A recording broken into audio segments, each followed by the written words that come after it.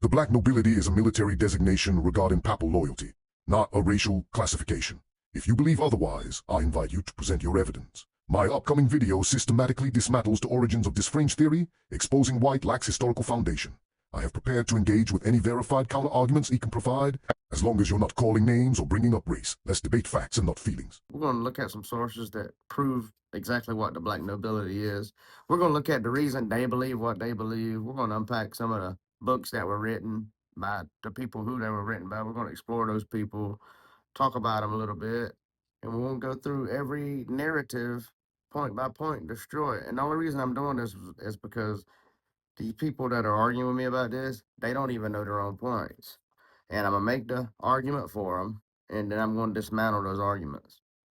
If you actually walk into a library and you study late 19th century European history, you will find that the term Black Nobility or Aristocrazia Nera in Italian has nothing to do with race, melanin, or Africa.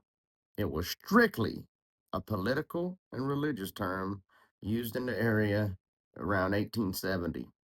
In 1870, the secular kingdom of Italy, they militarily invaded and annexed the city of Rome. Now, as soon as they did this, this stripped the Pope of his political territory. This was known as the Papal States. Now, Pope Pius IX, he refused to accept this new government. So what he did, he just retreated inside the walls of the Vatican, locked the doors, and declared himself a prisoner. Now, the Roman aristocracy, they split into two factions. The aristocrats who betrayed the Pope and they joined the new kingdom, they were called the white nobility. And you see where I'm going with this. It's ridiculous that I have to explain this, but let me get serious. Let me continue. But those highly conservative Roman families that stayed fiercely loyal to the Pope, they were called the black nobility. Now let's talk about the reason they were called black. First, we got to make sure you understand the word morning. And I'm not talking about good morning, and it's nothing about when the sun comes up. It's nothing about breakfast. This word is morning, and it's spelled Mourning. Mourning. It's like when someone dies, you're sad, you're in mourning. The woman's husband died, she's in mourning. So we got to make sure we understand this word before we go on. So now that we got a basic understanding of the word morning, the black nobility started to wear their black garments in public, just in everyday life, to signify that they were in deep symbolic mourning for the Pope. He had lost his political power, and that was their way of showing allegiance outwardly. And the second thing, they pretty much locked the doors to the Vatican for 59 years or something like that. Those big, massive doors from 1870 until the Lateran Treaty of 1929. And they did all this just to visually demonstrate to the world that they rejected the new political party or the new king. It was an Italian dress code of political protest and had nothing to do with skin color or who had the lightest and darkest suntan at the time. So let's look at the book, The Vicars of Christ, or The Vicars of Christ, however you want to say that. A History of the Popes by Charles Columb. He explicitly records, "To this morning, nobility was given the name Black Nobility because they closed their salons and refused to recognize the annexation of Rome." Now, let's look at The Pope's Soldiers by David Alvarez. And it details the exact formal evening wear and protocols of the Papal National Guard, which was staffed exclusively by these powerful families. Just look at the actual names in the black nobility bloodline and the people that are still there today, and to think that the amount of power it would have took for a family just to come into another family and just take their family name, take all their money, and nobody knows about it. Like they don't have connections and ties all the way throughout, just like the elites have today. Use your head just a little bit, okay? So let's just look at some of those names. I'll read some of them, and I may get some of them wrong because this is Italian, but let's see. Colonna, Orsini, Massimo, Borghese, Rispoli. These are all ethnic Mediterranean Caucasian families.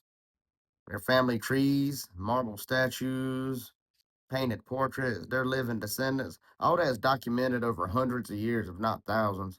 These are some of the very families that trace their bloodlines all the way back. So let's trace back the genealogy where they even got this idea, because I promise you, they didn't make it up. It came from somewhere. The problem is they don't even know where it came from. So this entire theory was planted in the mid 20th century by Joe Augustine Rogers, or he would have been known as J.A. Rogers in his book. He wrote Sex and Race in 1941 and Nature Has No Color Line in 1952. Now let me pause right here and show some compassion, because this is where we separate internet trolls from real truth seekers. This is not a race or color thing. This is a human being thing. If you look at Mr. J.A. Rogers, he wasn't a race baiter. He wasn't trying to cause any division. He wasn't trying to build some kind of cult of division. Rogers grew up in Jamaica. He lived through some horrific times of the Jim Crow segregation that he experienced in America, and he was desperately trying to find some kind of connection to prove that black people had heritage, culture, value, in a time when the world was telling them they had absolutely none. In his heart, he was trying to push back against the oppression. But here's the fatal flaw, and it can be a lesson to each and every one of you today. Just because you get famous, and just because you have a platform, and just because people might be listening to you, it don't mean you're smart, and it don't mean you're right. Oftentimes it means the total opposite. Rogers was actually a self-taught street scholar. He had no history in ancient languages, no history in European culture, or history other than what he picked up. And his work never went through a rigorous academic peer review, not once.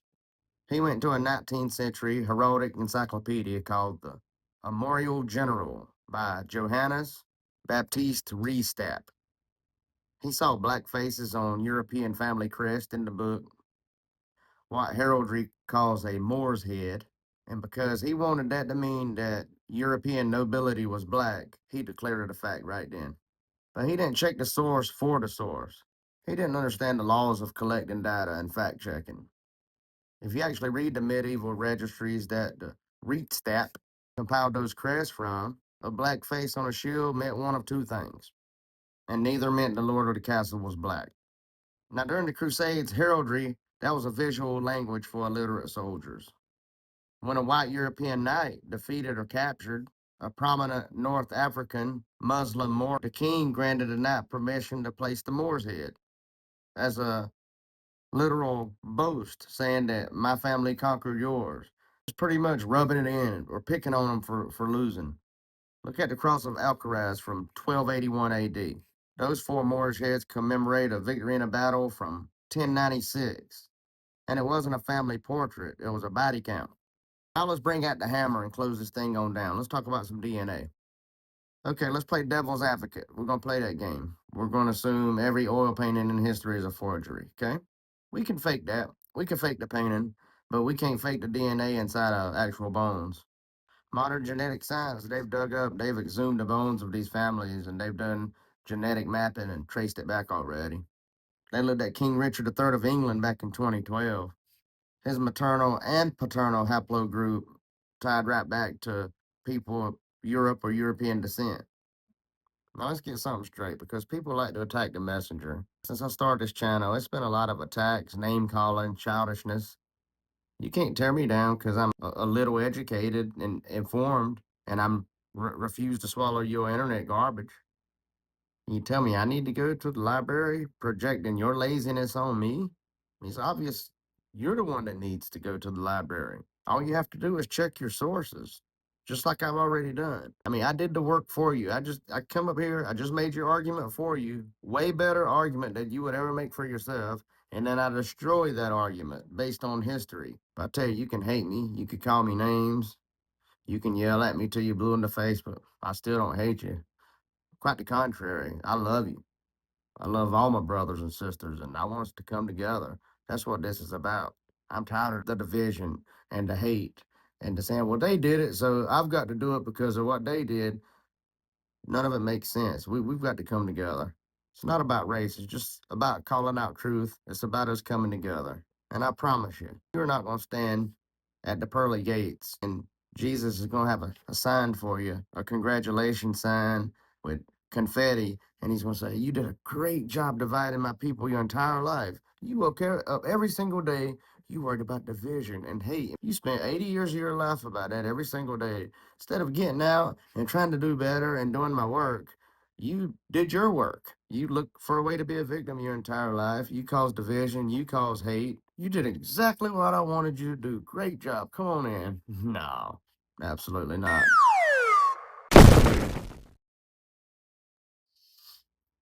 So my job right here with this isn't to make you feel comfortable. Just to tell the truth.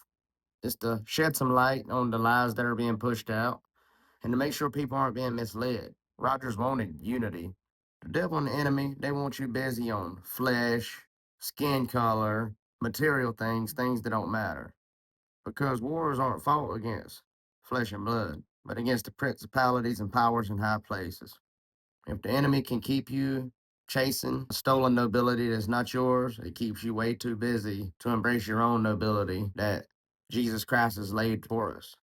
The reinstatement back to his family, the reinstatement back into his kingdom as his son and daughters. And this brings me back to the heavy reality of where we're at today.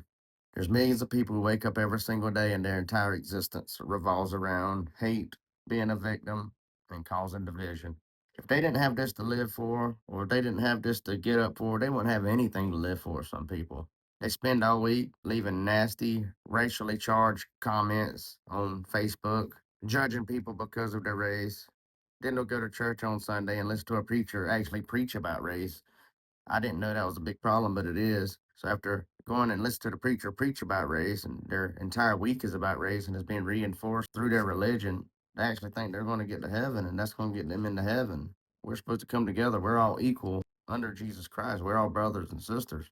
It's the same people look you right now and talk about how peaceful they are, then turn around behind closed doors, make all these racial comments because they don't like somebody because of their skin color. I said it before, I'll say it again.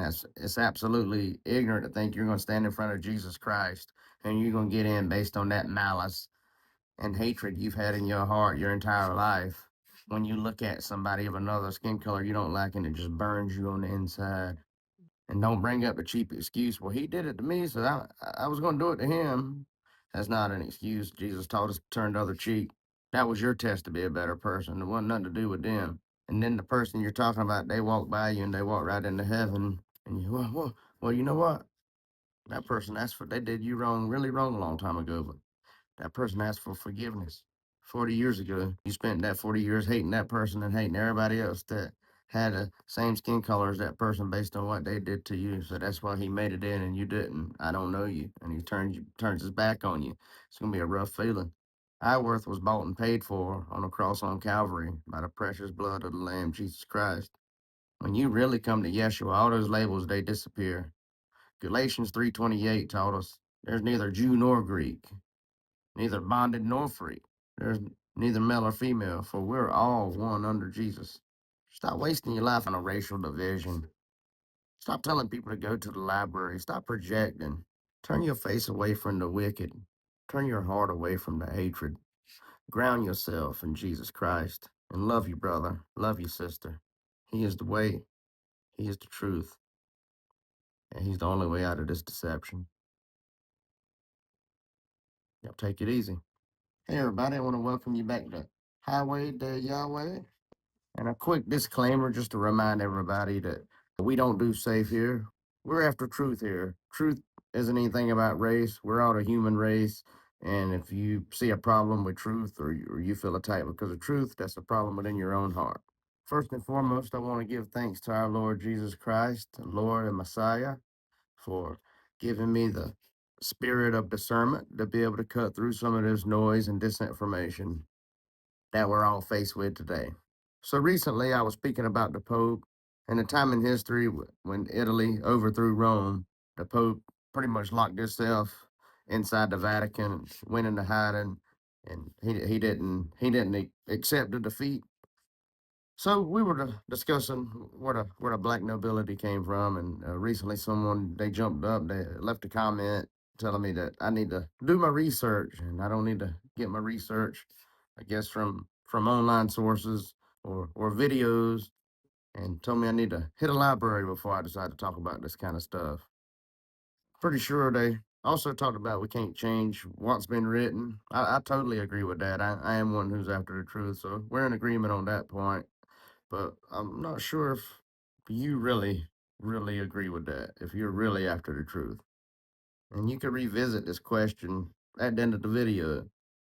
Because the truth is, the sheer amount of disinformation out there on YouTube and Facebook Reels, TikTok Reels, is astounding and it's overwhelming. And what's even more overwhelming is over the last 20 years, we've slipped into a society where people will just all of a sudden believe someone based on who they are. Someone will see Joe Rogan speak about something and automatically believe Joe Rogan, or if Dan Blazerian says something, they'll automatically believe him. If Charleston White says something, everybody believes him. If Thomas Sowell says something, people believe him. So no matter what, just because people have a platform, we get in the habit of just believing them just because they made a video. And a lot of people don't check sources. And then when someone comes that did check a source, didn't go along with it, they're looked at kind of weird. So, but me, I'm a contrarian. I'm always look at what the official narrative is that's being pushed out, question why this narrative's being pushed out, and I'm gonna look into it, and I'm gonna try to corroborate all your sources for sure.